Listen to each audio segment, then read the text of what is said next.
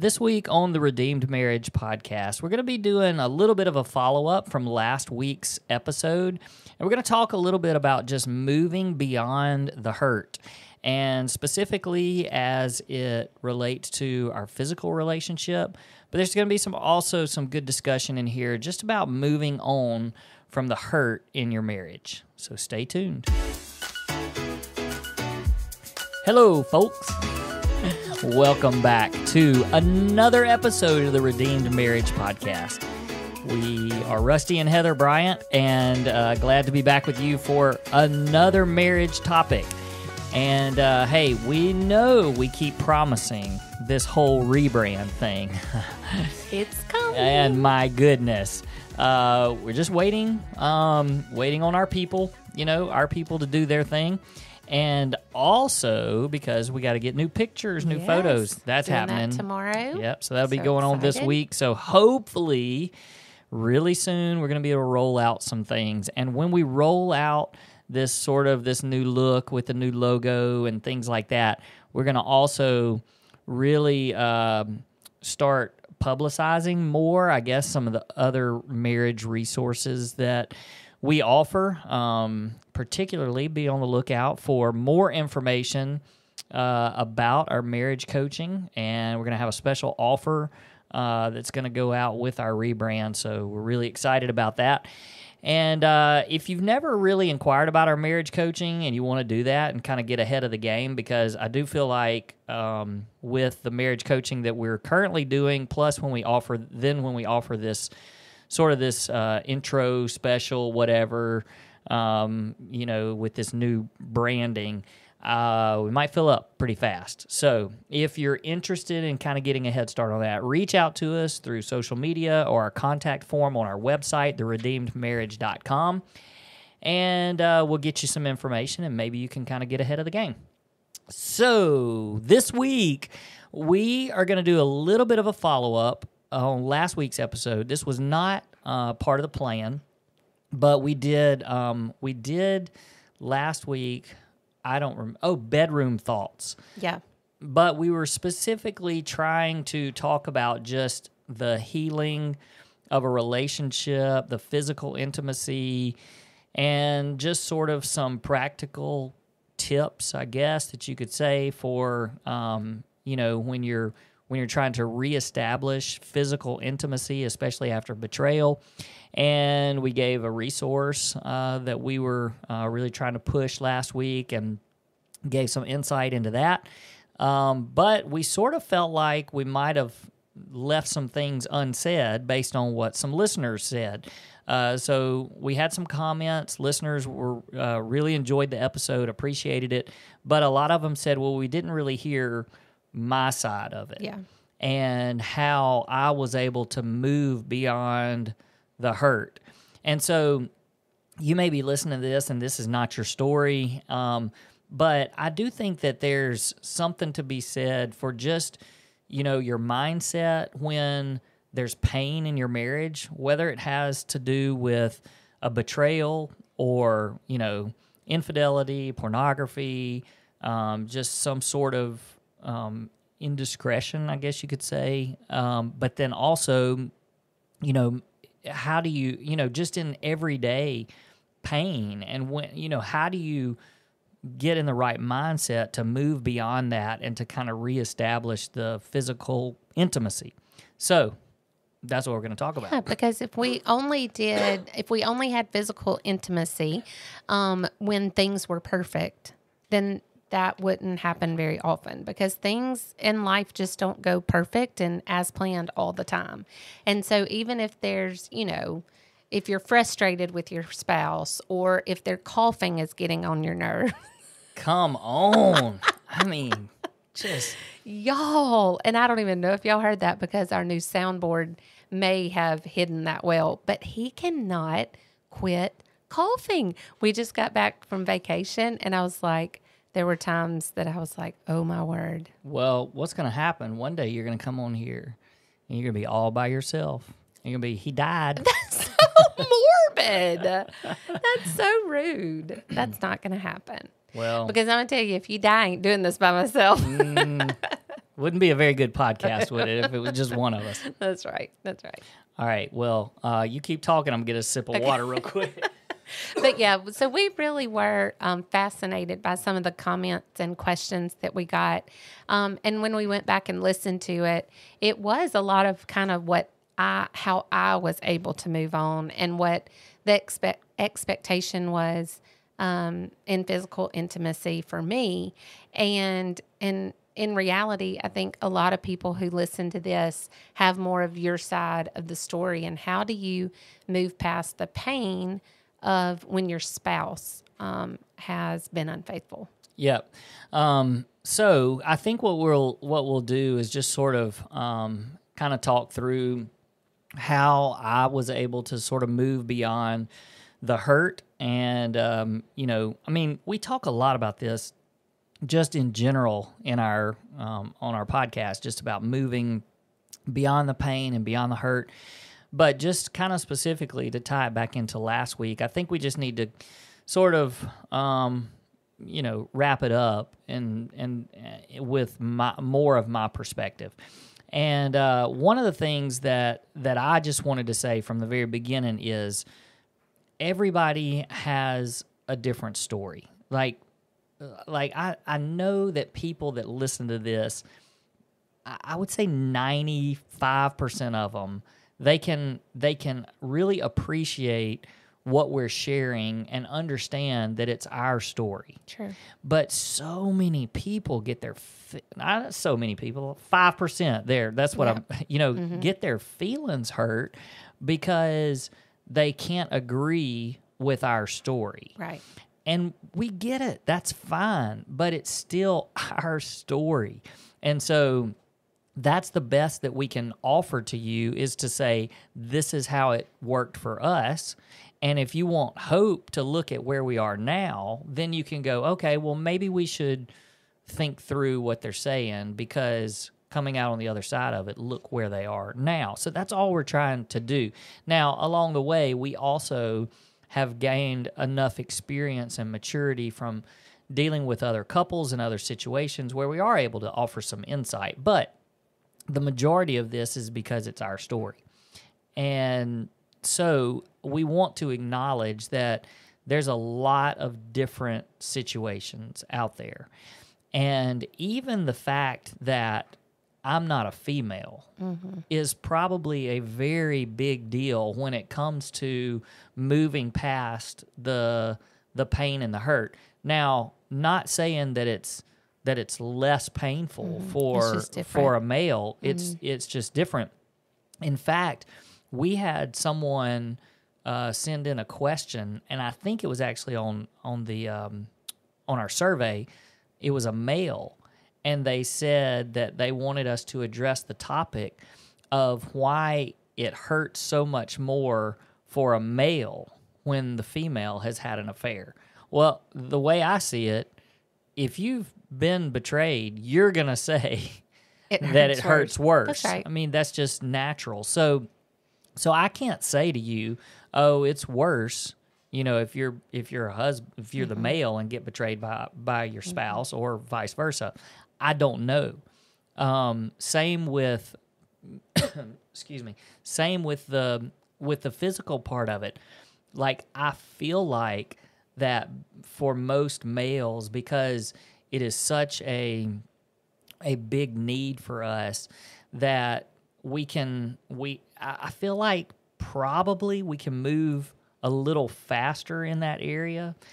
I can't even imagine what a female would feel like, but it's so different, because like for a female, if they've been betrayed and their husband has had an affair, I can just imagine them always going, I wasn't good, I'm not pretty enough, my body's not like this person's body, I didn't please them in all of that kind of stuff. But for a male, then there's this whole pride and just, rejection and disrespect. And then, there is an element of, I wasn't good enough, So I get that. So I want to acknowledge the fact that I am a male, and that's all that I can speak for. But I do know that even though I am a male, and the physical part of the relationship, it is, in our case, usually one spouse or the other has a higher sex drive. I mean, it's definitely me in our relationship. And so, but even with that, regaining the trust and the ability to have the physical intimacy, just moving beyond the pain of that, was extremely difficult for me. So people need to hear that. Like, you need to hear that, in pain, when you've been through hurt and pain, that it's very, very normal to have this, this resistance to physical intimacy, even though it's a need and a want and a desire that God made you as part of your body. There's just so much mental that goes into trying to get back to a point where you can be intimate that way. And so, first of all, I would just say to you, recognize that it's a process, and recognize that that it's okay, that it takes some time, and it takes some steps in order to get back to that point. Yeah. And, when I think about your side of the story of how, just thinking back to our trying to become intimate, it didn't happen one time. Like, there were several times that we would start the process. And I mean, it started with hand holding, and then, and that's a physical act, just holding hands. And then, and there were times that we would try to be intimate, and it was like, this just isn't going to happen. It hurt too bad. And I would say, like, what is it that's hurting you right now? And just talking through that. What are some of the, if you don't mind me asking, what are some of the things that you think kept you from being intimate right away? That's the thing that I hope that the person, if you are the betrayer, and you're listening to this, and you're frustrated maybe because your spouse is not coming around yet to this area, I want you to know that the mental images are crippling. And the because so much of it, not so much of it, 100% of it is our imagination, because we have no idea really what happened. And the unknown is so consuming and just painful, to not know, but trying to put the pieces together. And especially early on, after you find out about a betrayal, and you're just constantly thinking about, when, where, why, all of that, and you're trying to make sense of it. And then the very thing that broke the trust and became the betrayal, as far as, crossing the line physically, when you try to do that again with your spouse, all of those images and the imagination, everything just comes flooding back, and you can't help but think, what was going on? Like, this was supposed to be, for us and reserved just for us. And, to get your mind and your heart back into a place where you can truly forgive and wipe that slate, have a clean slate there, it is a very difficult process to get to. Right. I think also that for us, and again, you've said this, like, because as the female, I was the one that was unfaithful. We might have lots of listeners where the male was unfaithful, and so it may seem different, for the wife to try to process through this. But for me, and we've had this discussion so many times, is the affair was never about the sexual act. And that's not the case for some people, some of our listeners, like especially, for the male, it may be that it was all about the sexual act. Whereas for me, it was more about feeling needed and wanted. And so for me, I didn't have much to deal with sexually because it never was about that for me. But you, on the other hand, had a lot to deal with sexually when we tried to be intimate again. Yeah, I mean, that was, for me, that was the number one thing. That's right. And having to, get beyond that. And I think that where people get hung up so many times, the betrayed, is trying to make sense of it. And let me just say, you will go to your grave probably trying to make sense of it. Now, if you're in a relationship where both of you have committed, an affair, both have had an affair. Mm-hmm. I mean, because there's plenty of relationships that's sure. happened. Mm-hmm. So yeah, you can make a little more sense of it, physical or emotional, right? Mm-hmm. But I still think that you're never going to make, even to the point where if I came to you tomorrow and said that I've had an affair, even though you have had an affair, mm-hmm. I don't think you could fully understand why you would be going, how did you do? Why in the world? Right. Is that right? Yeah, absolutely. Absolutely. And even though I can now, because even when I try to tell my story, I'm like, how did I get there? Mm-hmm. And so it doesn't make sense. It's not supposed to make sense. It doesn't make sense because it was sin. Mm-hmm. And I was living in a world that was not real.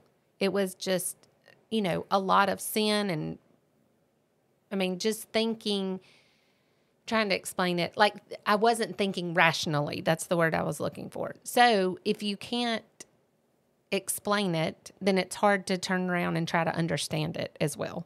Mm-hmm. So yeah, if you came to me and said the same thing, I'm like, how did you get there? Yeah. Because it doesn't make sense.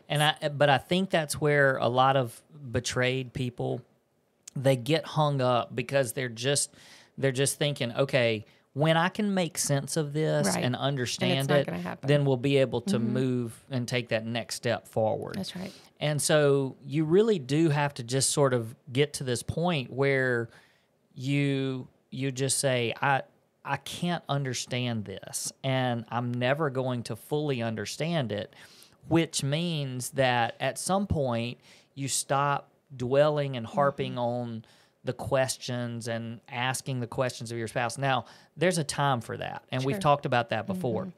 But when it comes to even the physical relationship, there's so many questions, and that's the whole point of what I'm saying. You're never going to get all the answers. So when you start to be intimate with your spouse and you start having these questions about, well, what did you do with this person? And, why did you do it? But how did it feel? And where were you? And, you're thinking all of these things, and that's what's stopping you from being intimate with your spouse. You can't take that next step. And so I'll just share a couple of things that really held me back. And even now, people say, well, it's been 12 years. There's still things that are painful that I have to continue to work through, even 12 years later. And like for instance, when you said it again this time. You even said last week you were referring to kind of how you feel, how we all change mm-hmm. and our physical intimacy and what the things that we desire. And yeah, that's absolutely true. But there's also this part of me that goes, okay, well, you are different from when, before the affair. And so I sometimes start thinking, well, is it because of the affair? Mm-hmm. So if it's a change that maybe I don't, that I wish it was like it was before, then I question and I go, well, that's not my fault. Why are you different? You're different because of something that you did. So I'm just saying, these are the fleshly, the enemy that talks to you and tells you, why it's never going to work. And so that's one of the things that I excuse me. That's one of the things that I continue to have to deal with from time to time because I think to myself, like you mentioned, you said, that you don't necessarily the excitement part of it. You're more of you want to feel loved and even when we're intimate. And then I'm like, well, yeah, but you used to like more of the excitement. And so then I go, was because of what happened? Like, because if it is, and that's something that I really like, then that's not fair to me, And so I have to learn how to not blame everything on, not see everything through the lens of an affair. I have to see, what is it that God is doing in our relationship right now? And how is he changing us and changing our hearts? And, so I think, one of the big things is just grace. It is just recognizing that, this is a massive sin that happened in our relationship. And it's something that you have completely, completely repented of, completely changed your life and your heart. And so you are a new person.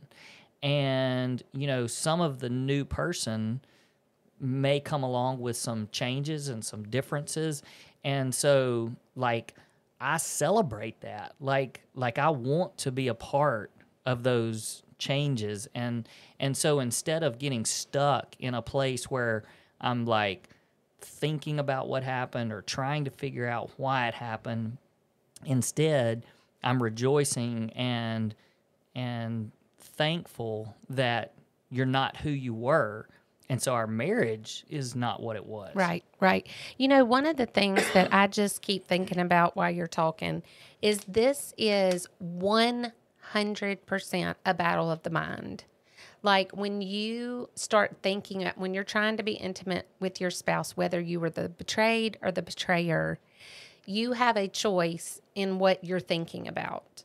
And, the enemy's probably trying to put things in your mind and you're trying to have the right mindset going in and you battle.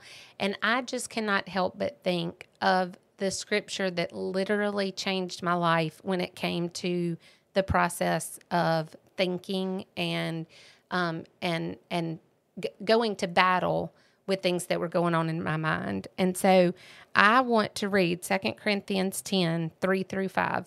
And if you've never heard this, or if you've heard me say it 15 times, you need to write this down, whether you're the betrayed, the betrayer, or if you're neither, and you're just going daily life into relationship with your spouse. It says, "For though we live in the world, we do not wage war as the world does. The weapons we fight with are not the weapons of the world, but on the contrary, they have divine power to demolish stronghold. We demolish arguments and every pretension that sets itself up against the knowledge of God, and we take captive every thought to make it obedient to Christ." And what you're describing and what I talked about last week is a stronghold. It is 100% the enemy wanting to get a foot in the door into our marriage and into this very intimate part that God designed for a husband and wife. And we can continue to try to move past it or forget it, and that's not going to happen. And so we have to make sure that when those thoughts come in our mind and we're battling and we're feeling down, or if the enemy is like, yeah, but you're not good enough, those thoughts, we have to take those thoughts captive, and not just take them captive and say, okay, I'm not going to think about that. But it says to take it captive and make it obedient to Christ. So reminding yourself who you are in Christ, reminding yourself that who he created you to be and what the design of marriage is, and trying to remember that God created sex and intimacy, and He wants that. He wants just as much as you do for that to be a fresh and new place, and a place that you can begin again in. So, a couple of things real quick that I want to make sure that I point out before we run out of time. So, I do think that I remember your mentor talking to me at one point and saying that the person that's betrayed, they get this in their brain, this picture and this image, and it's more like a movie, and you see affairs and you see, the betrayal and stuff on movies, and it just all seems so, exciting and passionate and all this. And she said, don't put that in your mind, because most of the time it's not like that. And so what we have to, I think, as the betrayed, what we think sometimes is, when we were newlyweds and we first got married, it was, you can't keep your hands off each other. And it was just always, so much fun and excitement. And what we think happened after we've been betrayed, we think, well, yeah, you missed that, so you went and found somebody else to do that with. And then when it comes back, well, you're back to, for us, it was 15 years. So it was, well, we're just back to 15 years of marriage. And everybody's physical life and physical intimacy changes, and it swings different ways throughout the years. And so, again, it's the whole, you can't look and blame and point your finger at that. And instead, you have to realize we're just on this marriage journey. And as we change, we talk about the change, we embrace the change, we celebrate the change, but it's also one of those things where if there's something that's if you're the betrayed and you feel like there's something missing, and you're even trying to blame it on, well, we don't do this anymore, we don't have this spark or this connection anymore because of this. Well, then talk to your spouse about it and find out, why has this changed? And it's just the communication, but it's also, again, it's just grace. It's like just don't keep hanging this over their head forever, because if you don't move past it, then you're never going to experience the physical relationship that God intended you to have. The only thing that I can think the best way to kind of a word picture is just an athlete. Like when an athlete is playing the sport that they love and they get injured playing the sport that they love, well, then they go through this rehabilitation process where they have to strengthen it and get to a point where they can actually get back on the field again. And they have a choice. They can either just say, well, I'm hanging it up. I'm not ever going to do that again, because if I do, I'm just going to get hurt again. Or mentally, they can get to a point where they're like, I'm not going to play again because playing is what got me hurt, and I don't want to get hurt again, so I'm just not going to ever play again. But that's not what real athletes do. They rehabilitate, they work hard, and they get back out there. And the first few times, I can guarantee you, because I've been in this position, they have in the back of their mind, there's this fear. They don't want to get hurt again doing that. But if they don't ever do it, they never experience the joy of doing the thing that they love.